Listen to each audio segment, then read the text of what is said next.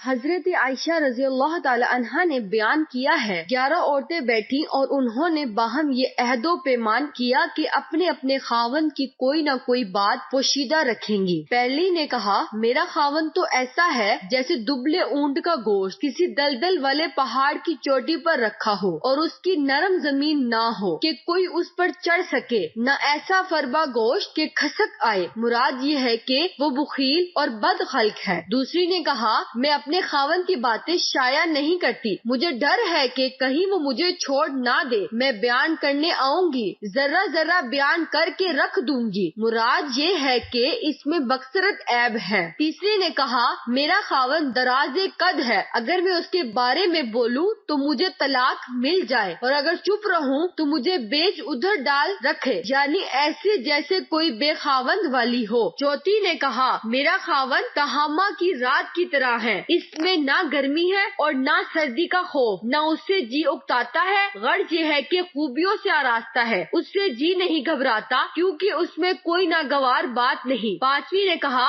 میرا خاوند اگر آتا ہے تو چیتا ہے، یعنی نرم خوئی کرتا ہے، اور اگر جاتا ہے تو شیر ہو جاتا ہے، یعنی اس کی ہیبت طاری ہو جاتی ہے، جو گھر میں رکھ دیتا ہے پھر کبھی اس کو نہیں پوچھتا ہے، غرض یہ ہے کہ وہ کریم ہے اور سوتا بہت ہے، کیونکہ چیتا زیادہ سونے کے ساتھ موصوف ہے اور شیر سے کام کرتا ہے، اور ایک وہ درندہ جانور ہے کیونکہ گوشت مکوی بدن ہے، عقل اور فہم کو نہایت تیز کرتا ہے اور وہ امام مالک کے نزدیک حلال ہے۔ چھٹی نے کہا اگر میرا خاوند کھانے پر آتا ہے تو بہت سا کھاتا ہے اور پینے پر آتا ہے تو بہت سا پی جاتا ہے، اور اگر کروٹ سے لیٹتا ہے تو لپٹ جاتا ہے اور اپنے ہاتھ اپنے کپڑے کے نیچے داخل نہیں کرتا کہ اس کے بدن کا عیب معلوم ہو، یہ اس کے حسن و صحبت کی تعریف کرتی ہے، اور بعض نے کہا اس کی مذمت کرتی ہے کہ گھر کے حالات کی خبر تو نہیں لیتا۔ ساتویں نے کہا میرا خاوند نامرد ہے، یعنی انین ہے، جس کے لیے علماء نے اختیار ثابت کیا ہے، اور احمق ہے، اور احمق اسے کہتے ہیں جو باوجود قباحت سے واقف ہونے کے بے موقع کام کرے۔ بعض نے کہا ہے کہ باوجود علم کے ضرور رسا کام کرے، اور بعض نے کچھ اور معنوں میں بیان کیے ہیں۔ کہتے ہیں کہ اس نے روغے میں بیان کیا ہے ہر بیماری اس کا علاج ہے،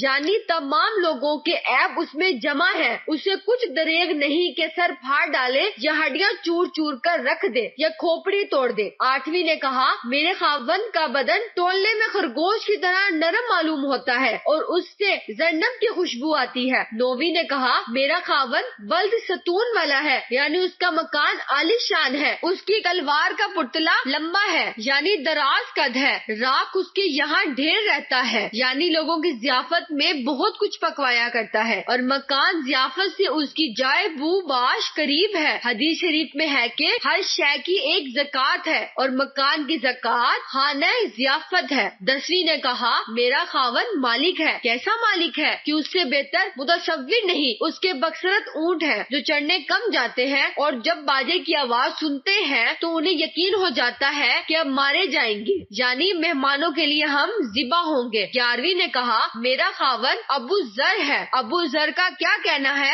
اس نے تو زیوروں سے میرے کان لاد کر جھلملا دیے اور میرے بازو میں فربہی سے نری چری ہی چربی بھر دیا اور مجھے ایسا خوش کیا کہ میں اپنے جیب میں پھولی نہیں سمائی، تھوڑی سی بکریوں والے غریب کنبے سے مجھے لایا تھا اور اپنے یہاں لا کر مجھے ایسا گھر بنا دیا کہ جن کے یہاں گھوڑے اونٹ گائے اور کھیت سبھی کچھ ہے، اس کے پاس مجھے کوئی برا نہیں کہتا، اور سونے پر آتی ہوں تو شام سے صبح کر دیتی ہوں اور پینے پر آتی ہوں تو خوب جی بھر کر پی لیتی ہوں۔ جہاں اس عورت کا مکان تھا وہاں پانی کم ملتا تھا۔ ابو ذر کی ماں کیسی اچھی ماں ہے، اس کے بدن میں موٹی موٹی بنیں پڑی ہے، اس کا گھر کشادہ ہے۔ ابو ذر کا بیٹا کیا خوب بیٹا ہے، کھجور کے نرم نرم شاخوں کی بنی ہوئی اس کی خواب گاہ ہے، اس کی خواب گاہ ہے۔ بکری کے بچے کے دست سے سیر ہو جاتا ہے، یعنی بہت تھوڑا کھاتا ہے۔ ابو ذر کی بیٹی بھی کیسی اچھی بیٹی ہے، اپنے ماں باپ کی فرما بردار ہے اور موٹی تازی ہے۔ شافی کا قول ہے کہ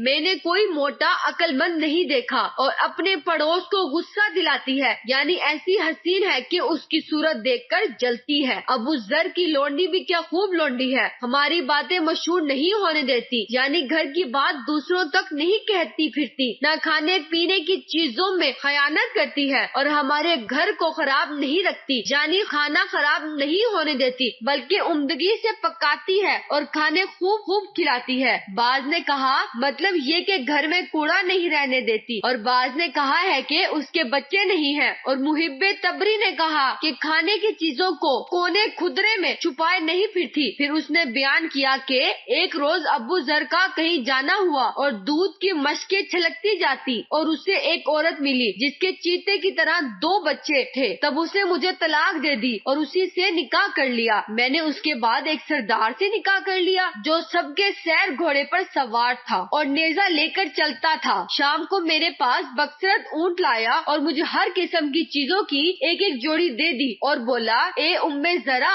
کھاؤ اور اپنے کنبے والوں کو بھی کھلاؤ۔ پھر اس نے کہا کہ اگر میں وہ تمام چیزیں جو اس نے مجھے دی تھی جمع کروں جب بھی ابو ذر کے ایک چھوٹے سے برتن کو نہیں پہنچ سکتے۔ رافی نے کہا کہ سر زمین میں یمن کے قریہ میں ایام جاہلیت میں یہ لوگ رہتے تھے۔